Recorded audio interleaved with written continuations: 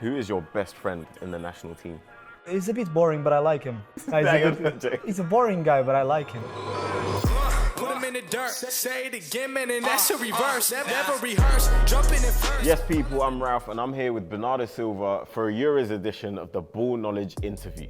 Bernardo will be sharing unique insight into what it's like playing at the biggest tournament in football this year and the pressures he'll face.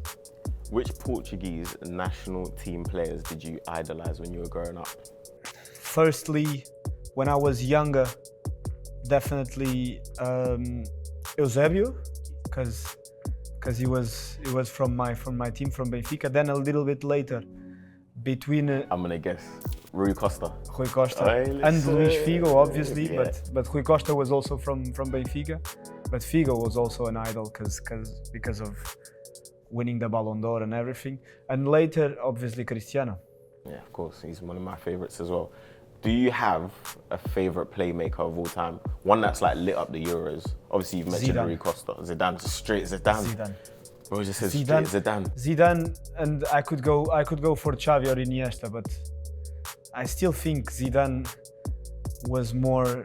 Iniesta also scored in the final, but Zidane was always so clutch, you know, either in the Champions League or in the final of the World Cup. So I think Zidane. I like how you didn't hesitate.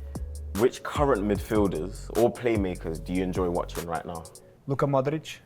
And from the new generation, I really like different style, but Musiala, I think he's really, really good. He's one of my favourites as well. What is your best memory of Cristiano Ronaldo? Probably one of the hat-tricks in the Champions League, you know, those semi-finals against Bayern. One of those games, he was always there. So I think when he scored an hat-trick, if I'm not mistaken, against Bayern was crazy. I like the one against Atletico for Juventus. Oh wow! And then he was like, "I've won 5, you've won 0," and then When Atletico thought that they were through, and then the second leg he was. Also I could say not the bicycle, but you know, against Juve, that goal was really good. Yeah, goosebumps. Who is your best friend in the national team? Right now, Ruben Dias. Is he your best friend at club as well? Yeah. He's a boring guy, but I like him. No, I'm joking. He's a really nice guy. Now we also have Mateus Nunes, but he's just been here for half a season. And with Ruben, I've been together for a long time. Before, my big friend João Moutinho, but he doesn't play for the national team either. And then I have a very good relationship with a lot of players, but Ruben is up there. Okay, perfect. Who or which players helped you settle in when you first got called up to the national team? And like, what sort of ball knowledge did they pass on to you? So definitely Moutinho and Ricardo Carvalho, because I played with them at that time in Monaco. Because that's when I joined Monaco 6 months after. That's when I started playing for the national team. And they were like my bigger brothers there in the national team and at Monaco, because it was tough for me to adapt, and they made it much easier, so definitely them too. Where were you for the 2016 Euros final, and how did you celebrate? I was in pre-season with Monaco, if I'm not mistaken, in Switzerland. And at that time we had 4 or 5 Portuguese players. And so we were having a proper party. So we just went to a room together, because we had the French guys all together and we didn't want to be with them, so we went just us to a room to watch the game, and yeah, we celebrated. You celebrate quietly, obviously you're playing at a French team, you can't really... French team, big rivalry. They thought that they were gonna win, and yeah, we beat them to that final.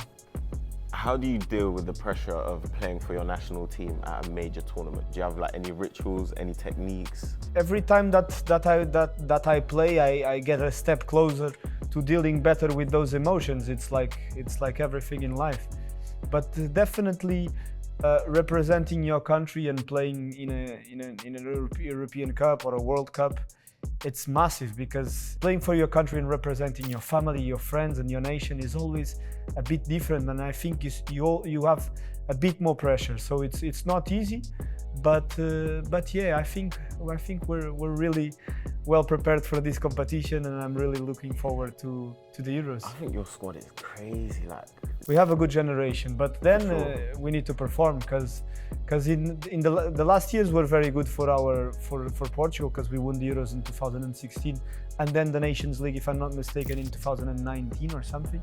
So it's been good for us, but this generation needs to perform. It's just not being good on the paper. pick 3 non-Portuguese players you'd have in Portugal's Euro squad. 3 non-Portuguese players I'd have on my squad right now.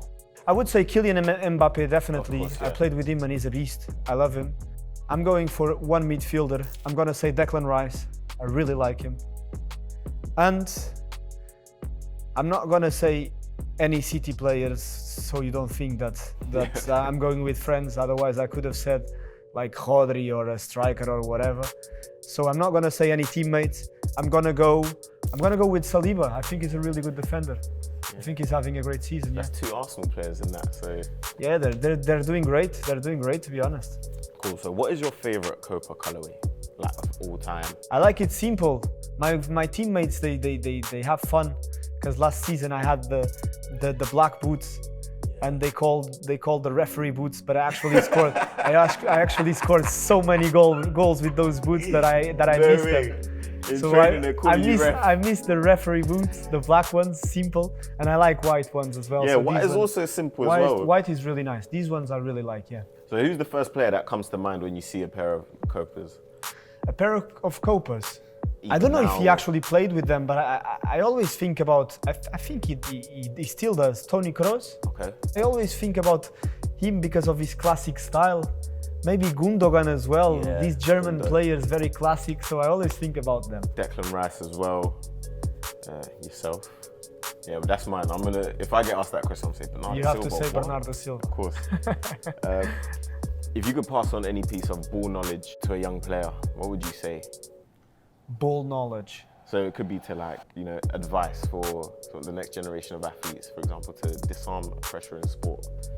I just think that having fun is the best way to doing your job better. So if you're enjoying what you're doing, you always do it better.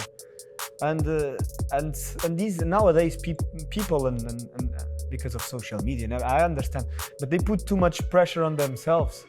And just accept that being nervous is normal, it's part of the process. So accepting being nervous, accepting the pressure, and having fun, that's the most important thing. Oh yeah, that was deeper, you know, that was beautiful. No, man. but I'm serious. No, that was beautiful though. I'm serious. Right, thank you so much for your time, bro. I really enjoyed sitting down and talking to you. I've been Ralph, he's been Bernardo Silva, and this has been Ball Knowledge. Make sure you like, comment, share, subscribe, and click the notification bell so you don't miss the next video.